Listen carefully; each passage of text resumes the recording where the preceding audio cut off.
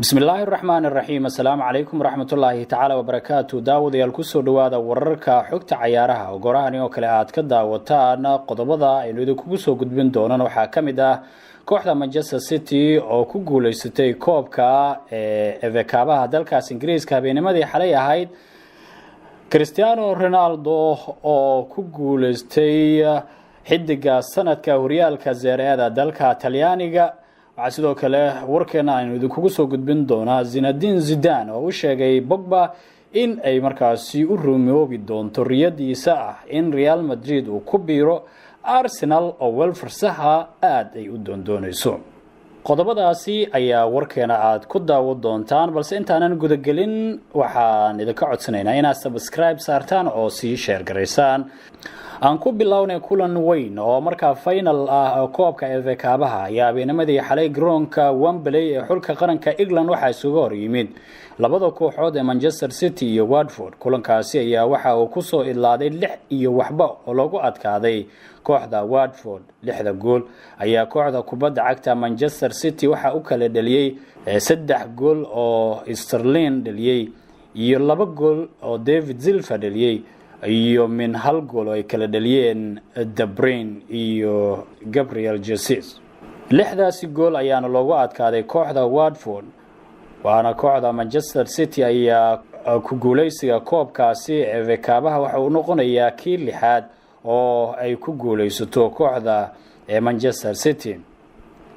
inta kulankaasi bilaaban ka hor ayaa waxaa aad uga hadlay dadka falanqeeya sportiga gaar ahaan khabiirada Ingiriiska. waxaana mar walba la islahaa in kooxda kubadda cagta Manchester City koobkan ay ku guuleysan karto maadaama kooxda Manchester sanadkan ay hore u soo qaaday koobka Premier League dalkaas Ingiriiska iyo Carabao Cup-ka lagu magacaabo oo isla kooxdan ku guuleysatay kii ugu dambeeyay FA Cup-ka iyada ay ku guuleysatay dhammaanba koobabkii waaweynaa ee Ingiriiska laga dhigay iyada ayaa wada urursatay. waana kooxda la dhihi karo xilligan ugu awooda badan Premier League dalka Ingiriiska. dhinaca kalena Cristiano Ronaldo ayaa loo magacaabay xidiga sanadka horyaalka Serie A dalka Talyaaniga. waa markii ugu horeysay ee Serie A ay markaas ku dhawaaqaan in abaalmarin shakhsiyeed ay dhiibaan iyadoo sidoo kale la bixiyay abaalmarinada boosaska sida goolhayaha ugu fiican iyo kuwa lamida. Juventus ayaa maanta waxaa lagu wareejin doonaa koobka Serie A dalka Talyaaniga kulanka gurigooda ay kula ciyaarayaan kooxda Atalanta. waxaana la filayaa in Cristiano Ronaldo la guddoonsiyo abaalmarinta shakhsiga kahor kulanka oo ah midkii ugu dambeeyay oo tababare Massimiliano Allegri leeliyo kooxda Juventus. Cristiano Ronaldo ayaa waxa uu ka dhaliyay Serie A dalka Talyaaniga 22 gool isagoo caawinaad fiican halka ka sameeyay taa oo markaa loogu abaalmariyay inuu noqdo ciyaaryahanka ugu wanaagsan Serie A dalka Talyaaniga sanadkan. Zinedine Zidane ayaa waxa uu kula dardaarmay Paul Pogba in markaa haddii uu doonayo inuu ku soo biiro kooxda Real Madrid ay suuragal uga dhigi karto haddii uu sameeyo arintan. Pogba ayaa ku qasban in uu markaas u gudbiyo Manchester United warqad uu ka dalbanayo in la iibiyo si markaas u rumoodo riyadiisa Real Madrid xagaagan sida ay qortay jariirada The Sun. xidiga xulka France la qaaday koobka adduunka ayaa u cadeeyay Manchester United inuu doonayo inuu ka hoos ciyaaro geesigiisa Zinedine Zidane xilli ciyaareedka soo socda.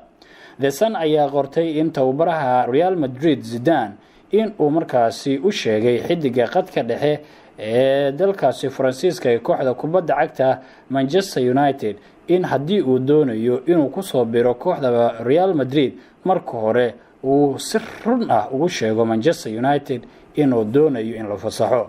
taasi bedelkeedana suuragal ka dhigi karta in 26 jirkan Bernabeu ka howlgalo xilli ciyaareedka soo socda. kooxda Arsenalna waxa ay markaa leeyahay aad u doonaysaa ciyaaryahanka lagu magacaabo Wilfried Zaha. Arsenal ayaa tijaabin doonta ayaa la yiri kooxda Crystal Palace xagaagan iyagoo dalab ka gudbinaya weerarkooda Wilfried Zaha, laakiin lacagta 80 milyan geni ee la duldhigay xidigii hore Manchester United ayaa Arsenal caqabad weyn ku noqon karta sida ay qortay The Sun.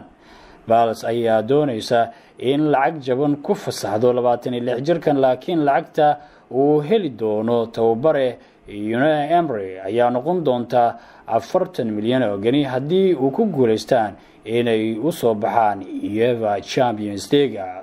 Wilfried Zaha ayaa laftigiisa wuxuu doonayaa inuu isaga dhaqaaqo kooxda Crystal Palace, laakiin ciyaaryahankan ayaa leeyahay wuxuu aad u doonayaa in uu markaa mid uu ku biiro kooxaha Manchester United, Arsenal iyo Chelsea midood.